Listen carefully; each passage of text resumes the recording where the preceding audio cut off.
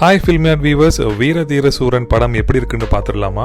Recent டைம்ஸ்ல இது மாதிரி சும்மா தகன்னு கொழுந்து விட்டெறிகிற படம் எதுவும் தமிழ் சினிமால வரலன்னு தான் சொல்லணும். படம் ஆரம்பிச்சதுல இருந்து முடிகிற வரைக்கும் நம்ம கவனத்தை சிதற விடாம அடுத்து என்ன நடக்க போகுதோன்னு பதற வைக்கிற அளவுக்கு ஸ்கிரீன் பிளே டிரெக்ஷன் எல்லாம் கொடுத்த டிரெக்டருக்கு வாழ்த்துக்கள். படத்தோட ஆரம்பத்திலேயே ஊர்ல கட்ட பஞ்சாயத்து பண்ற பெரியவர் ரவி அண்ட் அவரோட மகன் கண்ணனை பழிவாங்கணும் தீத்து கட்டணும்னு நினைச்சிட்டு இருக்கிற போலீஸ் உயரதிகாரியான எஸ்.ஜே. சூர்யாவுக்கு தரமான ஒரு ரீசன் மாட்டுது.